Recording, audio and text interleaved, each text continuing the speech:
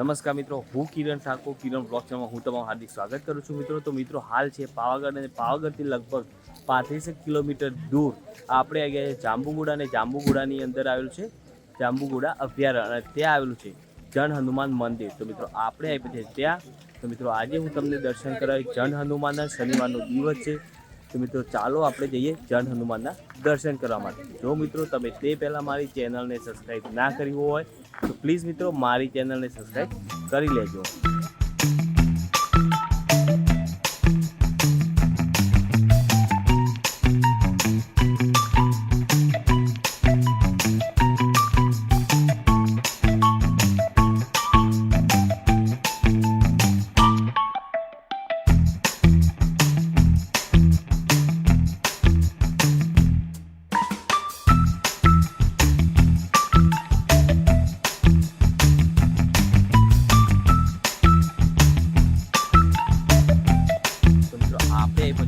જન હનુમાન મંદિર.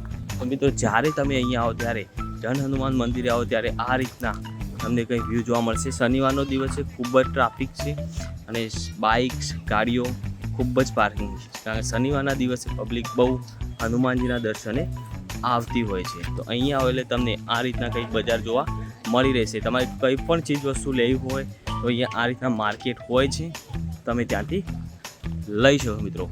અહીંયા તમે આવો એટલે સામે અહીંયા જન હનુમાન મંદિર ટ્રસ્ટ તમને જોવા મળી રહેશે અને અહીંયાથી આપણે જવાનું છે અંદરની તરફ. તો હું મિત્રો તમને કરાવીશ જન હનુમાનના દર્શન. તો આપણે અહીંયાથી જઈશું અંદર અને અંદર જઈને અહીંયા તમારે બૂટ ચંપલ મૂકવા હોય તો તેની સુવિધા છે.